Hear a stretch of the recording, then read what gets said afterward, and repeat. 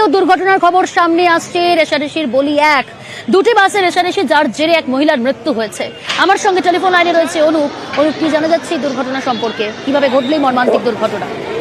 তো হাতিবাগানের দিক থেকে যখন দুটি বাস যাত্রীরা কিন্তু রেসারেসি করছিল, ঠিক সেই সময় মুচিবাজার পেরিয়ে যে তেলেঙ্গা বাগান সিগন্যাল, সেই তেলেঙ্গা বাগান সিগন্যাল L238 রুটের যে বাস, সেই বাসটি আচমকা কিন্তু এক যাত্রী, এক পথচারী তার মহিলা, তাকে কিন্তু একেবারে সামনের চাকায় পিষ্ট হয়ে যান। এর পরবর্তী ক্ষেত্রে সেরা মানুষের দাবি যে তারপরে বলতে যে যখন হাসপাতালে মৃত্যুর ঘটনা ঘটে, খবর ছড়িয়ে পড়তেই কিন্তু এখানকার মানুষজন তারা দাবি তারা সেখানে পৌঁছয় এবং তারা জানায় যে প্রতিনিয়ত কিন্তু একেবারে বাস রেসারেসি করে যাত্রী সংখ্যা কেন্দ্র করে, যার জেরে দুর্ঘটনা প্রত্যেকদিন ঘটে থাকে। কিন্তু আজকেও এরকম ঘটনা ঘটে, পুলিশ থাকলেও সেইভাবে কোনো রকম পুলিশের কিন্তু পদক্ষেপ দেখা যায় না, এমনটা তারা খুব প্রকাশ করে।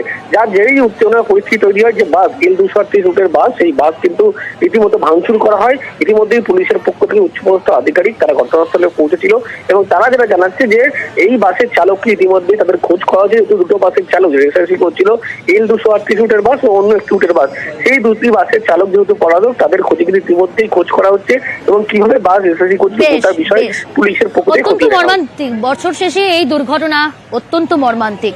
বেশ, ধন্যবাদ অনুপ।